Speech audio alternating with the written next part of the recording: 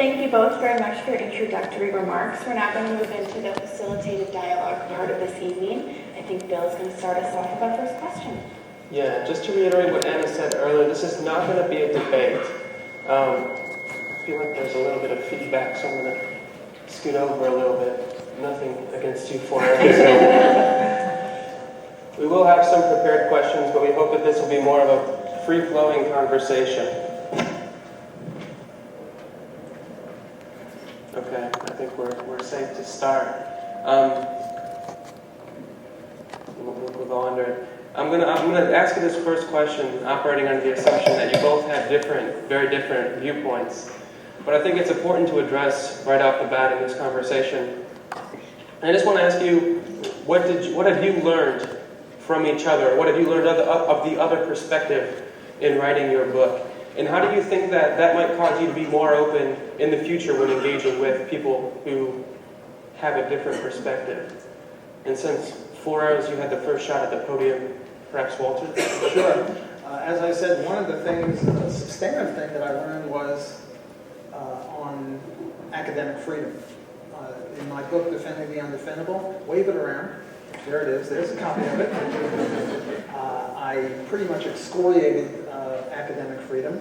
And thanks to the insights of 4 hours, I learned that as long as it's voluntary, it's okay. There's nothing per se wrong with that. So that's a substantive change in my views that I owe to 4 hours. But I think more than just the substantive economic, political, social justice issue, I learned to be, most of the times I debate people, I'm ready to jump down their throat, ready to kick butt. I used to do karate. I have a brown belt in karate, and all they taught us was to go for the neck and the crotch, and that's my usual style. And I didn't really do that with 4 hours. He asked me to try to debate in a different way, or try to converse in a different way. And I think that, one of the chapters we thought we would do was on War and Peace. And the problem with that is we agreed on pretty much everything. So I was saying, yeah, right on, and he was saying the same about me, and there was no tension. Whereas the other chapters, there's tension in them. There are two other books, one Rothbard and Radosh, and another, my friend Tom Woods, and I forget his co-authors, where there's a libertarian and a leftist social justice type person, but they didn't really go out on a limb like we did, because all they discussed was areas where they agreed on, war and peace and things like that, and foreign policy. So I think what we did is we went out on a limb, and one of the things that I learned is to be more cautious, more complimentary, more careful about views that before I started this process with, I would have just gone and tried to kick the butt out of. Yeah, I was telling Anna just at yesterday's lunch that I thought I would never change my position on academic freedom. For me, any professor that did not bring in a social or ecological justice issue into the classroom, whether they were teaching mathematics or social studies or literature, if it was relative to the course they were teaching and they could make the connection. To me, if they would have gotten in trouble for teaching about the truth, the history of labor unions, so that they could be able to counter claims that unions were more violent than the management, etc. I would have never thought that I would have changed that. But in our negotiations, we agreed that the principle of nonviolence was something that we could both put our arms around. And so I said, well, if there's a contract, would you agree that someone should follow the contract? And he said, absolutely. I said, well, will a vision statement of a university serve as a quasi-contract? And we wrestled a little bit with that, but we came and said, oh, that's fair enough. So I actually compromised and said, well, if the university does not have a vision statement that says that social and ecological justice are to be embraced as part of the curriculum, then somebody could get fired for teaching social justice. And I thought I would never say that. So if a university came on the scene and the university was all about, what would be an example of a university that didn't want any part of social justice? A libertarian university. and in their vision statement, they said, this is what we're going to do, and then somebody comes up and speaks against that, then I would say that they lose their academic freedom. Well, I never would have thought that. I never would have thought that today, when I heard that Dennis Kucinich and Ron Paul are possibly going to be two people running, and that Ralph Nader is endorsing that I would say, based on what I've seen on television in terms of the candidates, and based on my disappointment currently with the administration, him and I would be in agreement on that political forum. We also agree with the problem with the war on drugs, that legalization of drugs should be. We agree about the Iraq war. So this would never have happened had we have played the roles of the right and left that are out there. We never would have found this kind of common ground. And I think there's a lot more for us to find in spite of our still strong differences. I just wanted to add one thing to what 4 Hours said. He talked in terms of nonviolence, and I regard that as a typographical error on his part. Because strictly speaking, if you're opposing violence per se, then you're a pacifist. And libertarians favor defensive violence, or can favor defensive violence, need not, but can. So I think that's it's an important clarification. Misspoken. But other than that, I agree with what 4 Hours said. I think one of the disagreements that we have as it relates to this premise of violence, that it's not initiating violence, is what connotes coercion. One of the great premises of libertarianism, and I've been reading lots of Rothbard, which I never thought I would be doing, but is this idea of coercion. But I think there's an oversimplification on what is coercion and what is not. And I think that's something that I hope will come out in the questions and answers about our different philosophies. Thank you both.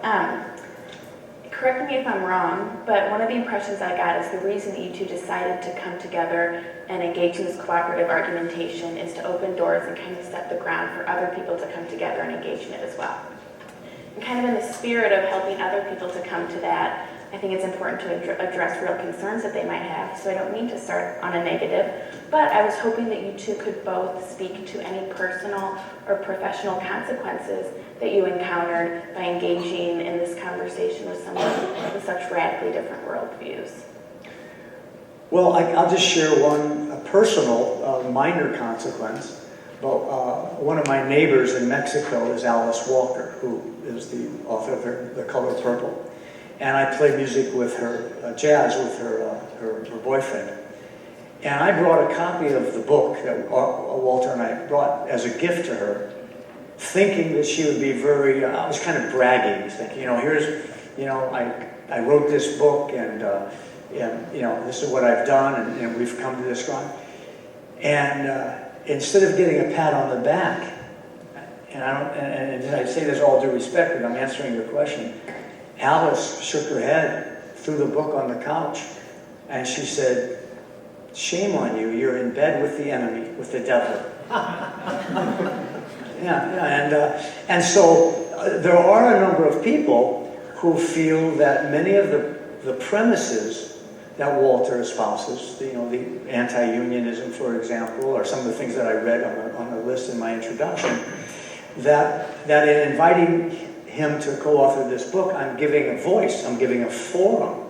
I totally disagree with Alice, and of course I told her so, and we're still friends, so that worked. But I totally disagree. I believe that in a polarized world, if there isn't dialogue, there's not truth. The great Quaker educator Parker Palmer says that all education should be about truth-seeking. But he defines truth very carefully because he sees it as a multifaceted phenomenon. He says truth is an eternal conversation about things that matter, conducted with passion and discipline. And so our dialogue is continuing. We both have passion about our positions, but we've shown the discipline of doing primary source research when we countered each other's arguments. And we both did that to each other, and we both had to eat some humble pie here and there. And it's about listening to the other and really trying to find out what's underneath it. And so professionally, And personally, ultimately, I think this is an important model. And I don't know if we're going to be successful at it. We should see at the end of the day, because I know some people came here to see a fist fight, you know. In karate, the key is to punch or kick the other guy. In judo, it's rather to use his momentum against him. So if he's charging you, what you do is you toss him over your shoulder to keep his momentum going, whereas in karate, you try to stop him. Well, I just realized just this second that the reason I was so ripe for 4 Hour's invitation is because I've been doing this sort of a thing for many, many years, only I didn't realize it until now. The situation is I'm a professor at Loyola University, New Orleans, and in all of my advanced classes, I insist that my students write a term paper. And I insist that they pretty much write the term paper by the time of the midterm, which is in another week or two. And then another student in the class edits it, and then I edit that student's paper. And a lot of times what happens is that I get a publishable paper out of this. And I've co-authored many articles with many of my students that have gotten into referee journals, and these are just undergraduate students, so I'm very proud of myself for having done it. But every once in a while I get a student who's a pinko commie, or a lefty, or a progressive, or a socialist, or whatever you want to call them, a feminist, a black studiesist, or I don't know, queer studiesist, somebody that I can't co-author an article with because I have to agree with the article, unless we're doing this sort of dialogue. I have to agree with the student before I can co-author it. But what I do in these cases, and it's rare, that I must have maybe 50 or 60 student co-author articles, and maybe 5 are not co-authored, but they're student papers where they disagree with me, or they disagree with me entirely, and sometimes what they do is they attack my own published writings because I have a paper trail. And I'm very, very proud of the fact, even more proud of the fact that I have co-authored articles with students where I agree with them, that I help these students who criticize me to get published. So in a sense, I was sort of doing for many years what 4 Hours asked me to do, not exactly, but a kinship, a similarity, as in this momentum thing with the judo. The most recent one is the young girl, student of mine. I wrote that the reason we have a male-female pay gap has got nothing to do with discrimination or sexism or anything like that. It's just unequal share of household duties and stuff like that. That's why women earn less than men, and it's not the fault of capitalism. There's nothing intrinsically discriminatory, whether racially or sexually, about capitalism. And her article got just accepted in one of the most prestigious journals of ethics, called the Journal of Business Ethics. And the whole article is just an attack on me. Now, I'll be writing a reply, and I'll get her, but... But wait a minute, isn't that an oxymoron? What? I'm just kidding. Oh. Business ethics, I was referring to. Remember who our hosts are, but you... No, I don't think that business ethics is an oxymoron. I think you can do business ethically, because all proper business is, as long as there's no fraud, is, you know, I'll trade you this pen for this dream catcher that 4 Hours just gave me as a present. I'm not sure what this means, but if we were to have a trade, or if I were to trade you my tie for your pen, it must mean that I value your pen more than my tie, and you value my tie more than your pen. And that's all capitalism is. That was a case of barter. But in every case, you buy a newspaper for $1. It means you value the newspaper more than $1, and the newspaper seller values the newspaper less than $1. So there's mutual gain, there's mutual profit. You're each exploiting the other for mutual gain. Every time a trade occurs, there's necessarily, at least in the ex ante sense of anticipation, is mutual profit. So profit isn't a dirty word, and being a middleman isn't a dirty word, and being a money lender, none of those are dirty words. I think 4 Hours was kidding, but he got me going, so you'll have to forgive me for replying. Well, can I take you back to when you were talking about having co-authoring papers with students you you disagreed with, I guess, profusely or fundamentally? Did that experience make you more likely, you think, to engage in this dialogue, this conversation with 4 Hours? Well, with the students that I disagreed with, I couldn't co-author. So they had single authorship publications.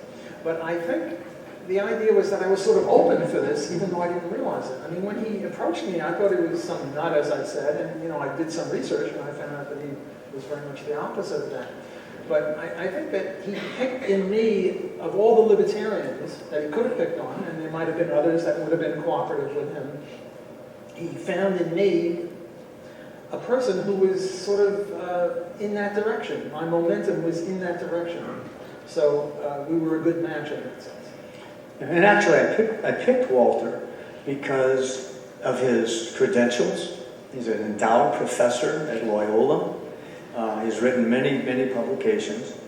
And for me, in reading those publications, I thought, I cannot dismiss them out of hand, although I wanted to, frankly. They didn't register with my logic or my history or my research. So I thought, then I've got to be missing something. If I can be so 100% and adamantly so opposed to a fellow scholar, is there some common ground? Is there something that I don't know about it? And so that gets back to your question. And much of the conversation so far really seems to have a lot of its roots in the academic world. And that really seems to be more tailored to this sort of conversation. And for those of us who don't spend most of our time in the academic world, how can we take what you guys have done and turn it into something that we can use in our everyday lives? Well, first, I don't think it is tailored to education, so I disagree. I think the academy is as polarized as the household, in the backyard of the town. In the academy, there's whole groups of people that will have a philosophy, and if somebody comes in with a new theory, there's a tremendous wall that's put up, and maybe that's good, because then it forces somebody to really prove their theory. But I really don't think it's so dialogical. I think if we think about what we do in universities, we do debates.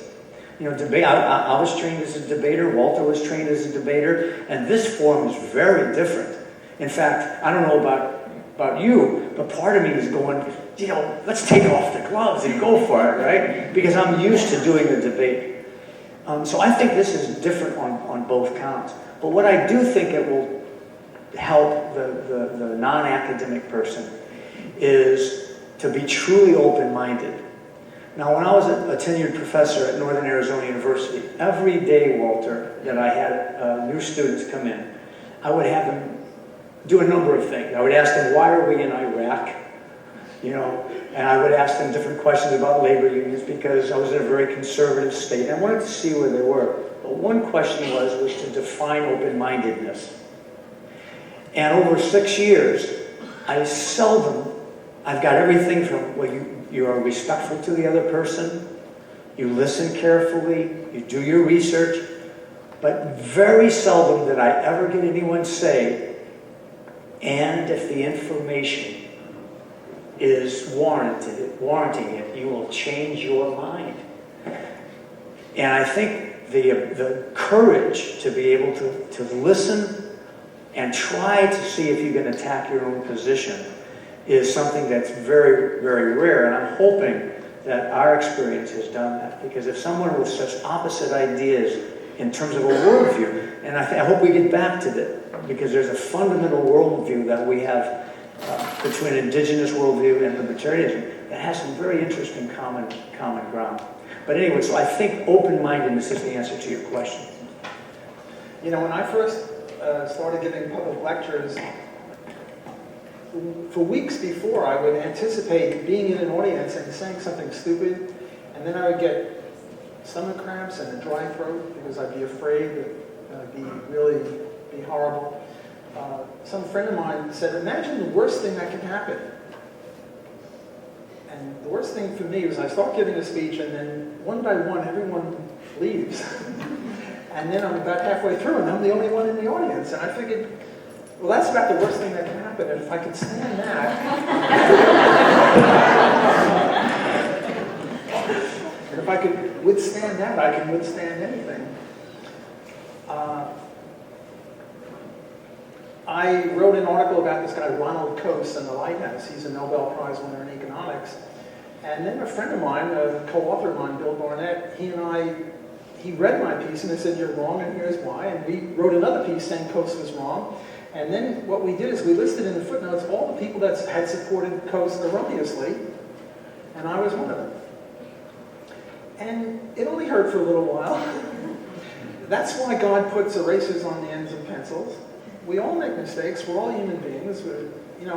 I'm a libertarian, and I've got a lot of investment in libertarianism. I've got a long paper trail about it, but I hope that I'm open. If somebody can show that there's something wrong, as you did with the academic freedom business, that I could, or with Coase, that I could say, okay, so I made a mistake. Sue me, big deal. You don't die from it. In those movies, the 007 movies, where somebody makes a mistake, they put a hole in the ground and he falls down, the alligators get him. You've seen that movie? I'm not making this up.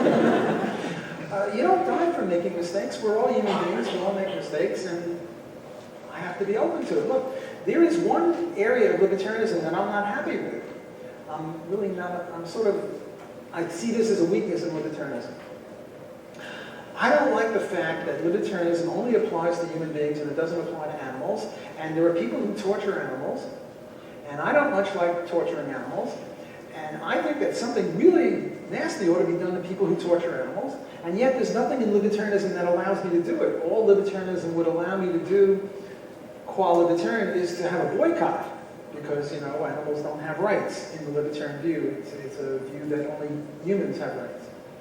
I don't... Can I ask a question on that, Sure, Walter? Because sure. we are, by the way, this is live. And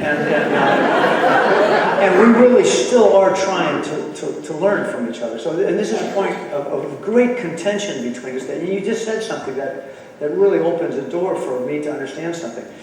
Is it libertarianism that causes you to believe that only humans have intrinsic value and that animals have utilitarian value?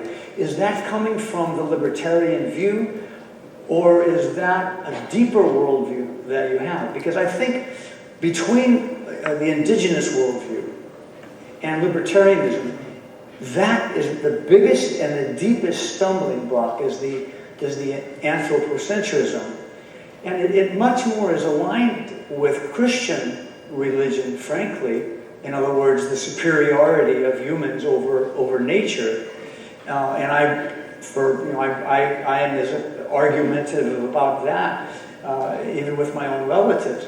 But as an atheist, that couldn't be your personal philosophy, or could it be? Or is this a libertarian fundamental idea about the utilization of other than humans? Well, I think that a basic premise of libertarianism is that you're not supposed to commit aggression against other people. I mean, I'm not a vegetarian. I eat meat, and I know that you have to kill animals, and hopefully it's done in a humane way. The reason I don't think animals have rights is that if animals had rights, then when a lion kills a zebra, we should put the lion in jail because he violated the zebra's rights. And that seems grotesque to me. I don't think that the lion is at fault when he chews down on the zebra. Or when the wolf gets the antelope or anything like that. So I don't think that animals have rights. And whether this stems from libertarianism or not, I'm not really sure. I think it is a basic element of libertarianism that it's an ethic for people. Well, what about intrinsic value? Don't use the word rights. What about intrinsic? Because that was in the book we talk about only humans have intrinsic value and animals, trees. I mean, my philosophy, and I'll share, talking to both you and Walter, I think if we were going to deal with climate change, and I'm not sure if Walter believes in climate change as a reality or not, but if we believe in climate change, and I joke about this, but I think the simple solution would be if from now on, everybody in this room, whenever you refer to a natural resource, whatever it is, whether it be the ocean or an animal or a tree, don't use the phrase natural resource. From now on, everyone just say relative. Okay? That I think they're going to tear down my relative next week in the park. Or I think, and now Walter's laughing, and some of you are going, wow. But in truth, this is the indigenous worldview. This truly is the indigenous worldview. And so animals, which were actually here first, are seen as our teachers. So the idea that they only are to be utilized for animals, if it's both a libertarian and a religious doctrine, I want to understand that. And so you're saying that you're not sure. Well, I think it's a libertarian view that animals don't have rights, that they're not valued intrinsically, as are other people. They're only valued instrumentally or in a utilitarian way for what they can do for us. We're number one. We demand. So could you still be a libertarian and change that idea if you somehow came upon enough information to show that an animal does have an intrinsic right to exist in its own? Well, yeah. If I saw Bill hitting Lauren, I would try to stop Bill because he's violating Lauren's rights, and vice versa. Okay. But if I saw Bill eating a hot dog, which is an animal, and I punched him out for that, I would be non-libertarian because he didn't violate anyone's rights by eating a hot dog. But isn't that an oversimplification of looking at the cycle of food consumption and then applying that to whether there's value or not in the creature or not? I mean, we're talking about the intrinsic value of a creature, and we know that animals eat deer and deer eat grass, and we eat certain things, but. Well, you asked, could you be a libertarian if? Right. And I think you could be a libertarian and believe anything. You could believe 2 + 2 is 5. You could believe that murder is fine. You just can't act in a way that violates the non-aggression axiom. You just can't initiate force against other people. So I'm now taking a case where Bill hits Lauren, or Lauren hits Bill, and I'm saying that I would be righteous in stopping them because they're violating the other guy's rights. But if I saw Bill kill an antelope and eat the antelope, I would not be within my I would not be compatible with libertarianism if I physically stopped him, because here he's not violating rights. I'm not sure how else to answer, but I did want to say something about climate change. In the 70s, our friends on the left said that there was global cooling, and the cause of global cooling was capitalism. In the 90s, they said there was global warming, and the fault of global warming again was capitalism. They were so embarrassed they'd go to these conferences to complain about global warming, and then there'd be a snowstorm, and just freeze, and so they had to give it up, and now they got climate change. And guess whose fault climate change is? Capitalism. Well, I'm not a scientist. I believe in the specialization, division of labor. I'm not a meteorologist. All I know is that weathermen can't tell the weather for a day away, and these climatologists are telling us what's going to happen in 100 years. Give me a break. And then with this East Anglia business, we had this thing called Climate Gate. Gate means, some sort of fraud, where these people are trying to diminish the findings of other people, scientists who find opposite views. I mean, all I can say is that the burden of proof is on them. If they want me to stop using underarm deodorant or refrigerants or whatever it is that they want me to stop using, or using oil or gas or something, or using windmills which kill birds, which is a whole other issue. The burden of proof is on them, and as far as I'm concerned, they haven't proved squat. And if anything, with this climate gate, there are a bunch of liars and people who engage in academic fraud, and I would just as soon ignore them. But I'm open. If somehow they can prove that the global warming or global cooling, and they never say what the optimal temperature is. They should say, well, the optimal temperature is thus and such. And if it deviates by that by more than one standard deviation, okay. But they never say that. All they do is they say, well, capitalism or greed or something like that is at fault, and I'm not a happy camper or any of that stuff. Well, I'm sorry. Well, this would be an example of where it's very difficult not to want to go and get the volumes of evidence to show that 98% of the scientific community is done this. And yet, truly, and maybe this is, I'm not doing this for the audience, because this is what we did in our book, and this is what deep down, after the emotional frustration, I count to 10, okay?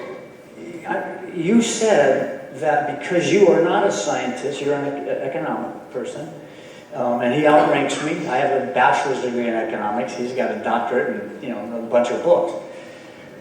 But if you say and admit that you are not a climate scientist, and then you are relying upon the climate scientists to do the research, and if the great preponderance of them have done the research, and we could go and list all the international scientists that are saying that we are not looking at 100 years, we're in it now,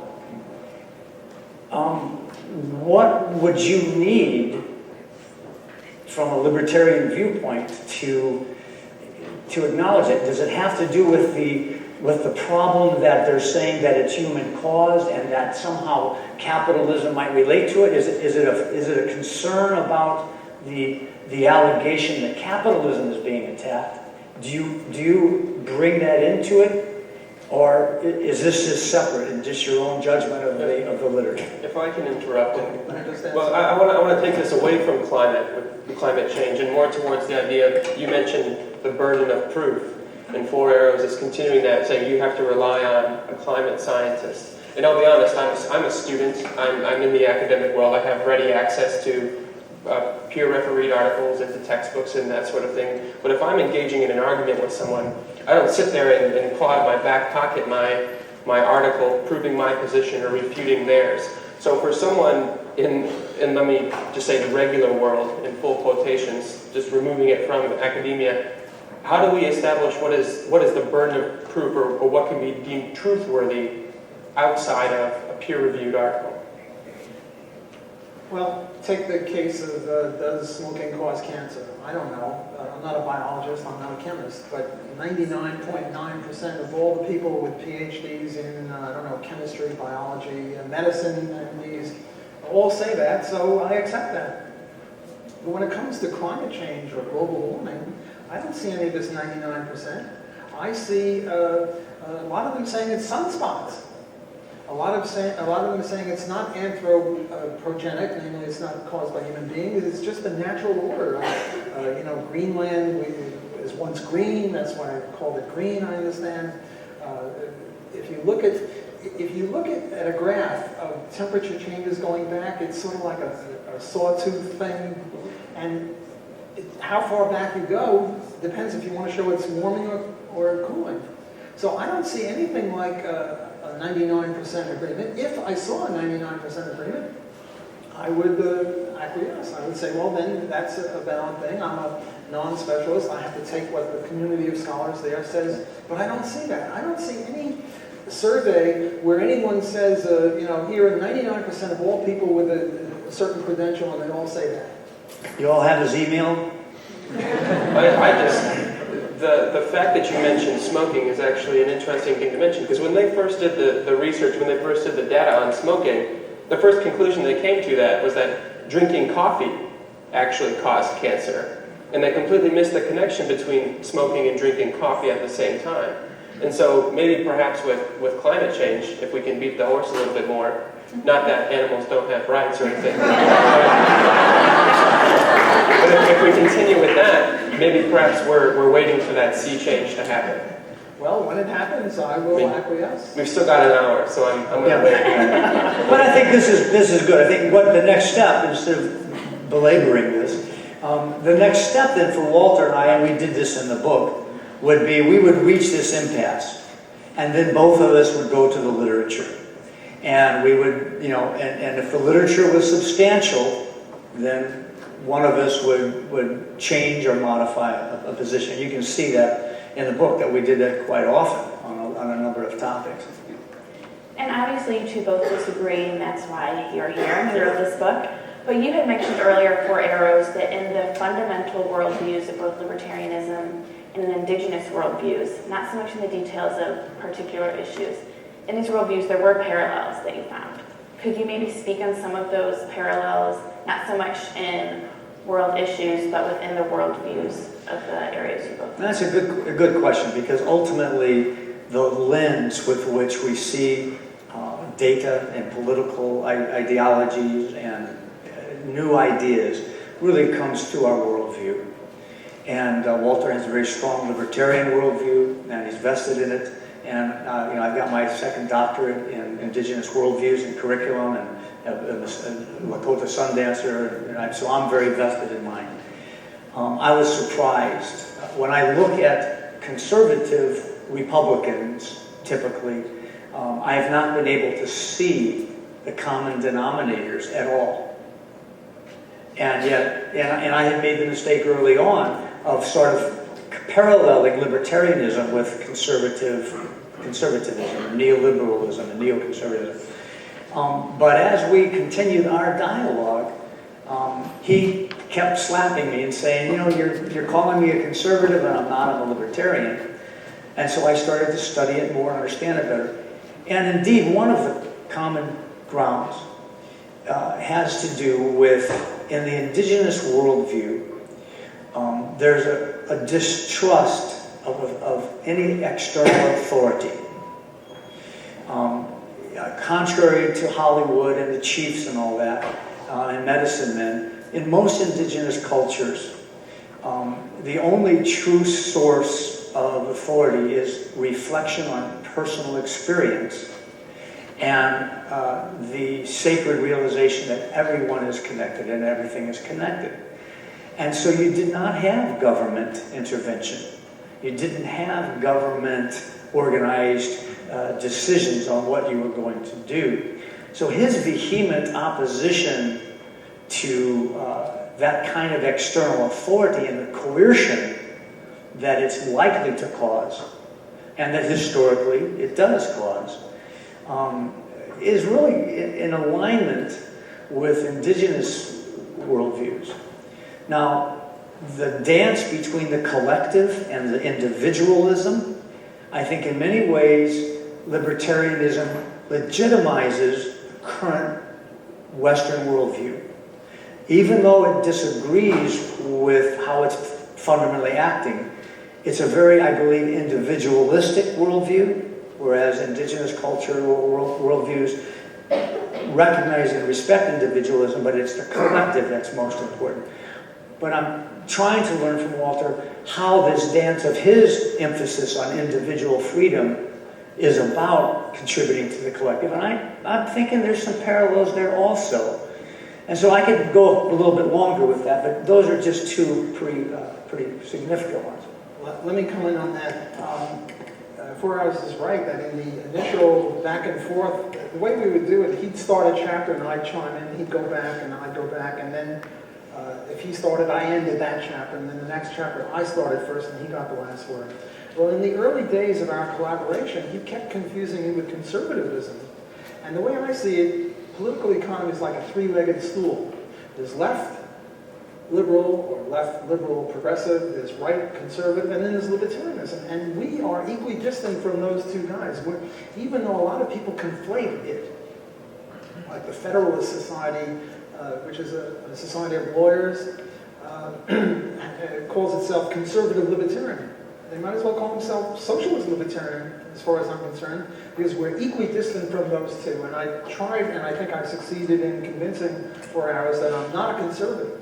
I see conservatives as just about as evil as liberals. Oh, very bad because they're not libertarians. Now, in regard to individualism and collectivism, Ayn Rand started this thing about individualism, and Ayn Rand probably converted more people to libertarianism than anyone else, with the possible exception of Ron Paul.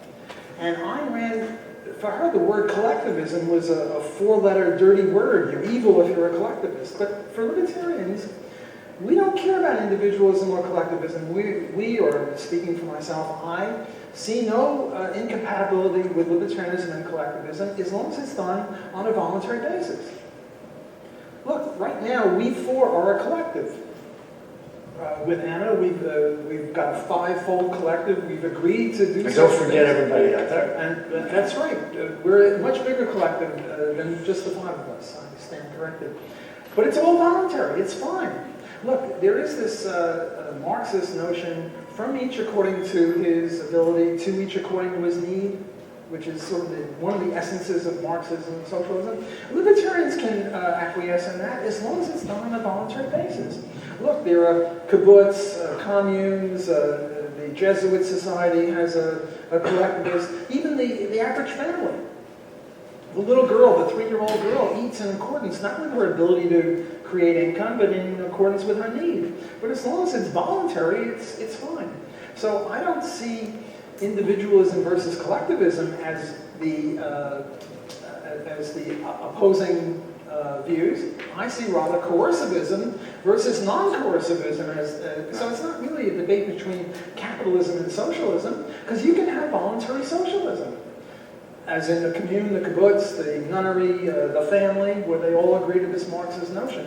So it's due to Ayn Rand, who I think steered libertarians in the wrong direction, because even some libertarians who should know better come out against collectivism. We are not against collectivism. We're not against people cooperating.